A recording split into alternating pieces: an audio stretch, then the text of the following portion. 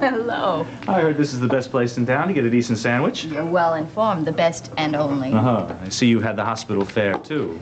Oh, yes, too often. Any recommendations? Well, the pastrami's good if you're really hungry. Okay. Dr. Cohn, I'm sorry about the time I gave you. Oh, please, you already apologized. Well, this morning I saw how thorough you are with Daddy and concerned. I knew he already liked you. I like him. And I respect him as a patient. He recognizes the scope of what's happened to him, and he really appreciates what we have to do to help him get well. What more could a doctor ask? Well, we're all very grateful. Thank you. Oh, I'm meeting someone for dinner. Oh? Oh. Excuse me. Oh, no, I didn't mean to be rude. Oh, no, it's all right. I'll just get a Please, chair. you don't have to run away. I would have asked I shouldn't have been standing here like enough. I'm asking you now. Sit. Thank you, but you really don't have to do that. I know, but I really want to. Would you please join me? All right, I will. At least until your friend arrives.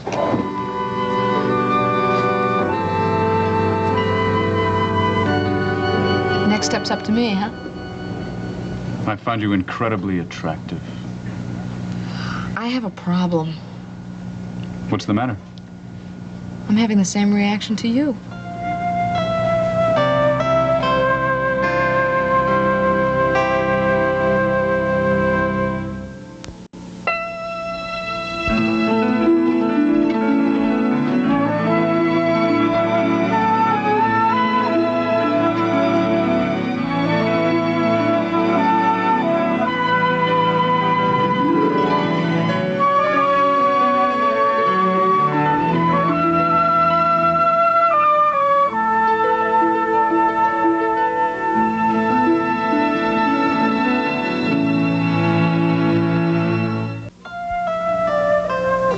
I shouldn't have said that.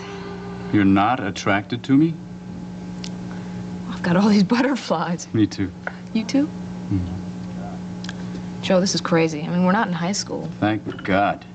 Well, I don't know. I mean, if we were a couple kids, we could go to a movie and neck.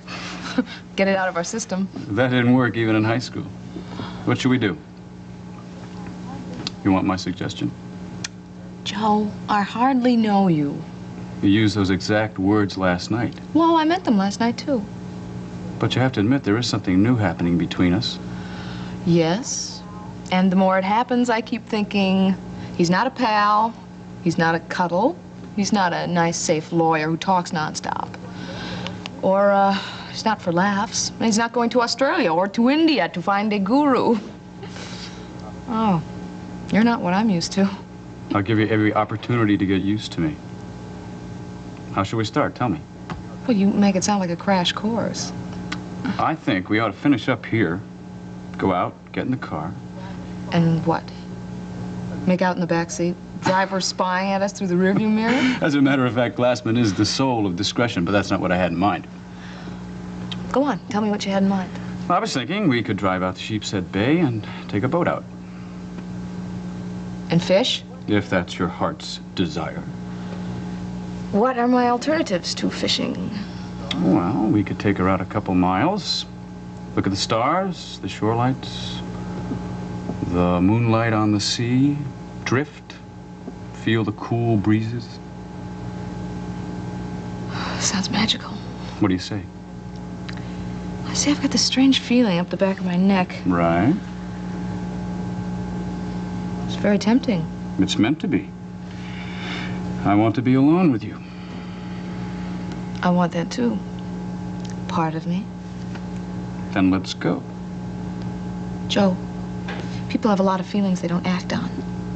So? Well, we'd be making this decision on our instincts. Instincts are good. You're supposed to follow them. Tell me more about the boat. We'll go out in a dragger to the open sea, where the shore lights are no bigger than stars. We'll see the world opening up beyond the haze and the noise and the dirt, where everything's clean and quiet, just the water. Come with me.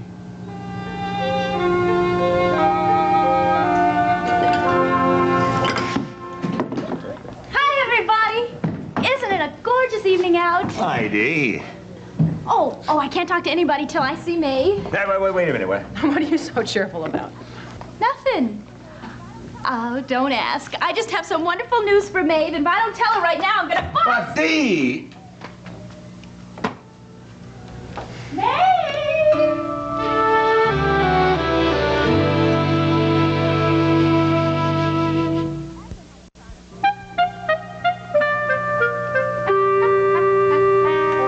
Oh, now don't tell me she's not here. Well, you should ask before you go yelling up the stairs. You'll wake little John. Where is she? Tonight's her Rosary Society meeting. Oh, wouldn't you know it? I don't know whether to wait or come back tomorrow. You're not gonna rush off without telling us what you're raving about. Johnny, I'm not raving. No, it wouldn't be right to tell you before Maeve knows. Oh, that remark makes me wonder if it's something Ma should know. Well, now you both find out about it sooner or later. And it's something that's going to make everybody very happy. It's just that Maeve and I have talked about this thing specifically, and I promised to tell her as soon as I managed to get... Get what? What? Get what, Dee? No, it wouldn't be right to divulge this information to other parties now. Oh, leave her alone, Da. Yeah, just leave me alone. Go back to what you're doing before I came. I'll just sit here and wait for Maeve.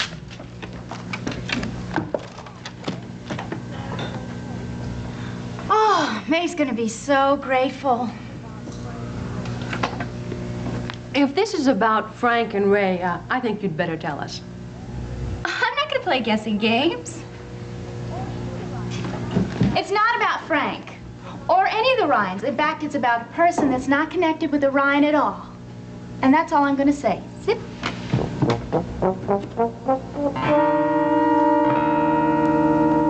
were right about the pastrami. I don't think I could take another meal at the hospital. Chocolate pudding with the rubber top really got to me. Could you tell you made a hit with Norma? Norma? Greenberg, she runs the place. No. Well, for me, it was love at first sight. I wasn't sure about her. Hey, listen, you got 2 pickles. You're in. Well, that's wonderful, because I have a feeling I'm going to be spending a lot more time here. To Norma and me. Dr. Cohen, can I ask you about something that's been bothering me? About your father? Oh, no. About a remark you made last night.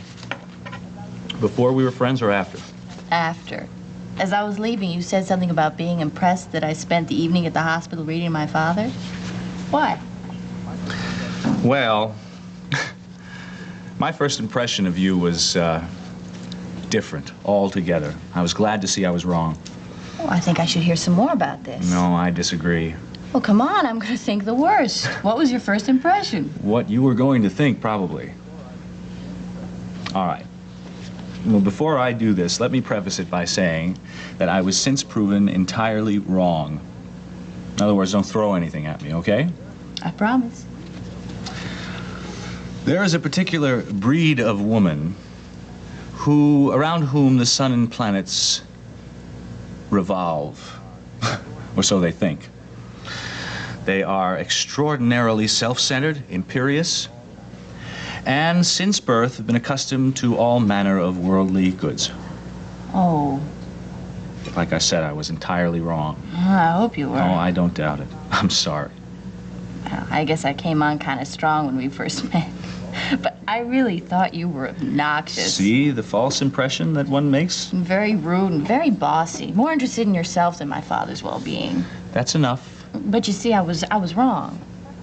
Still friends? Still friends. You know, I was curious about you even when I had the wrong impression. Somebody mentioned you were a dancer. I was. I had big hopes, but that's in the past. Yeah, I know about that too, the accident. I'm really sorry. You still miss it? Oh, it's better now. A little better. Yeah, I miss it a lot. Especially when there's music. But I love music, so it's good and bad at the same time. I'm learning to live with it. I love the cello. I used to skip Saturday afternoons, Little League, so I could go to my lessons. My teacher was a real maestro. The mustache, the accent, everything. He really encouraged me. He said, "You're pretty good." And I was. I had dreams. Of course, my parents were convinced I would be a soloist with a Philharmonic by the age of 20. So what stopped you? Well, by the time I reached 18, I realized that good as I was, I wouldn't be good enough. You know, I couldn't play it the way I wanted to. That hurt too much. So I stuffed the damn thing in the closet, and that was it. Oh, well, it's no tragedy, but maybe I understand a little of what you're going through. You never play it anymore. Well, I still manage now and then to pull it out, start sawing away. But it's hard because I'm out of practice and I hate playing badly. But I can't help it, it's a part of me. Oh, I understand that. There was always music in our house. Well, you know, if it's music you want, the city is full of it right now. In the streets, in the parks, at Avery Fisher Hall. The Philharmonic in the park. You know, I just might do that. You should. Would help. Maybe sometime you'll go with me. Oh, yeah, maybe.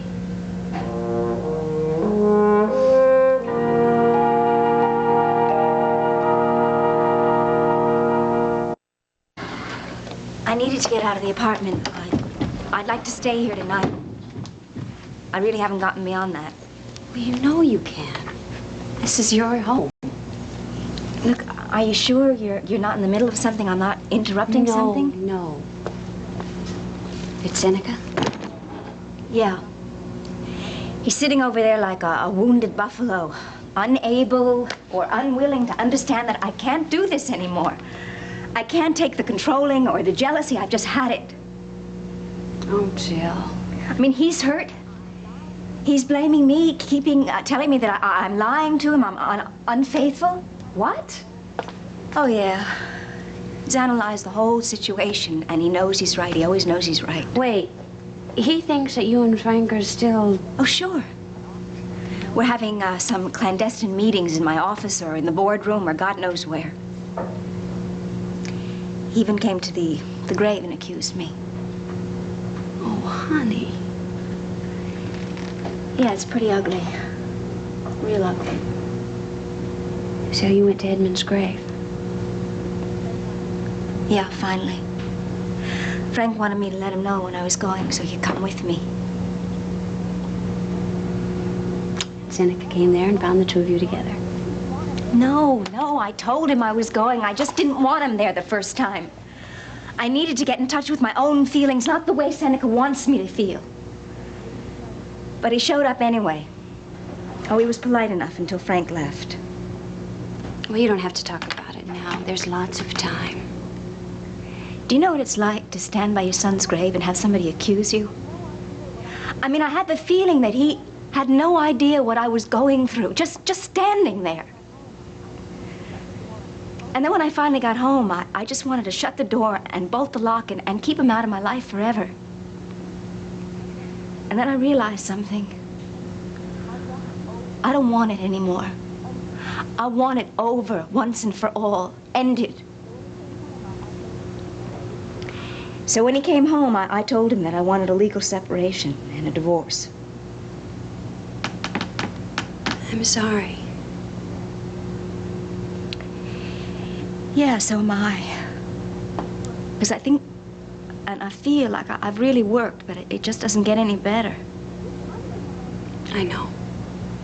He just undermines every situation that we have. Every time there's a problem, he brings Frank up, telling me that I've never decided between the two of them. Well, what kind of decision is there? Ray and Frank are living together. They're going to get married. They've set the wedding date. He is out of my life forever. And I can handle that. But I can't live with Seneca. Maybe I can't live with anybody. Maybe I can't be married. I don't know, because I don't want to be. I've thought a lot about that. I wish I could say something that would help. You do help just by being here. Oh, God. I keep thinking, what's next? Find a lawyer? Start divorce proceedings? Does Seneca believe you'll go through with it? I'm not sure. I know he thinks I'm serious. He doesn't say anything because he thinks every time he says something, I'll hold it against him. And he's right. What about a trial separation before a legal one? No. No, it is too late for that. So, here we are. Or here I am.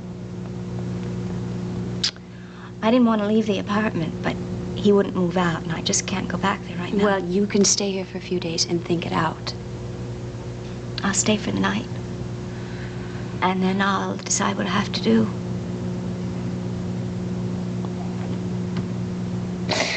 Oh, God. You're tired. Come on. I hate this. I mean, I really hate this whole thing.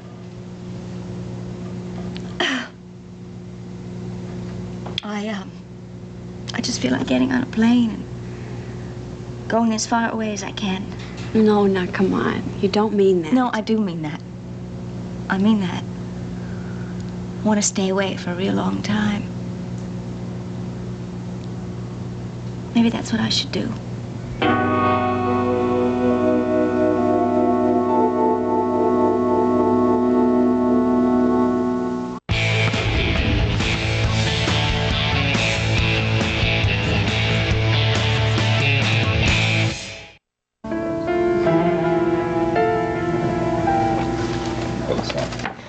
Listen, I can't wait any longer. I'm supposed to meet Roger, and I don't want to be late. He's been so grumpy lately. Would you please tell Maeve I was here? Well, don't you want us to deliver your message, Dee? No, it's for her ears only. Oh, but our ears will hear about it sooner or later.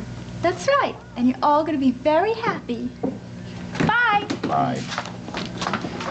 Well, for heaven's sakes. Hello. Oh, I'm staring. Sorry. Hi. Oh, so that's him. Oh, Dee, don't let us keep you.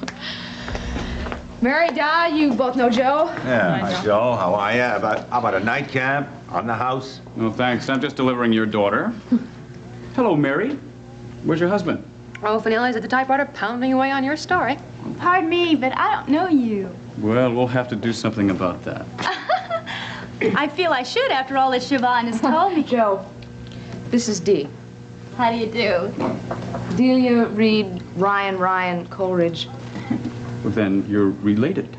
Oh, Siobhan's just teasing me, but actually I am a relative. I mean, well, I was. Oh, I see. Well, it's a pleasure meeting you, Delia, Reed, Ryan, and so forth.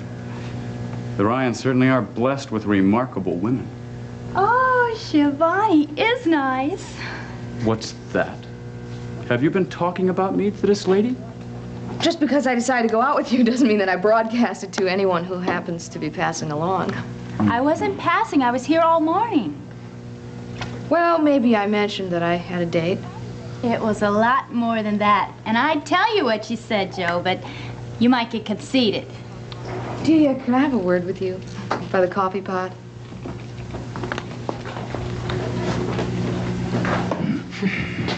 Well, another admirer. But it's one less than I'd like to have. You can't have everything. How's Jack coming on the story? Not making me look too good. Well, so far he hasn't suggested you for the cloth. But he's enthused about the work. It'll be fair. Oh, I'm sure it will be. That's why I let him go ahead with it. Hey, listen, anytime you want to follow up on our interview, Thank you, but no. I'll be very cooperative. I'm sure. Harry, I'd like you for a friend. What can I do about that? Why don't you come out sometime soon to Sheepshead Bay and I'll show you my fishing operation. Seriously. Oh, thank you, but I doubt I could make it.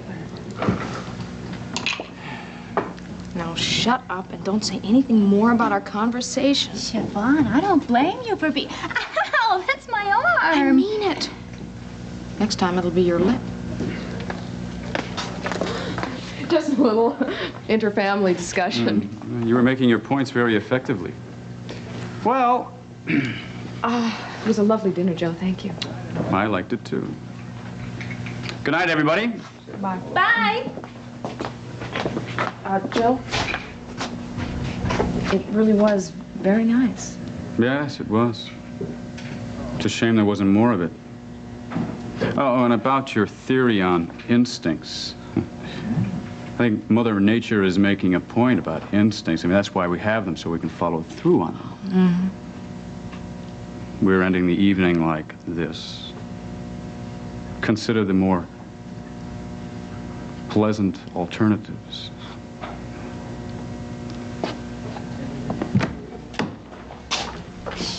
Vaughn, he's adorable. So what happened? Did you follow my advice and just look into his eyes and go with it? It was lovely dinner. But that's it? You mean nothing happened, really? He's got such gorgeous eyes. What was wrong? What did you want? Well, most of the time I wanted to have fun with him. Part of the time I wanted to get closer to him. And for about 30 seconds there, I wanted to spend the night with him. So why'd you come home? Temporary impulse, Dee. It passed. Actually, it was more than 30 seconds.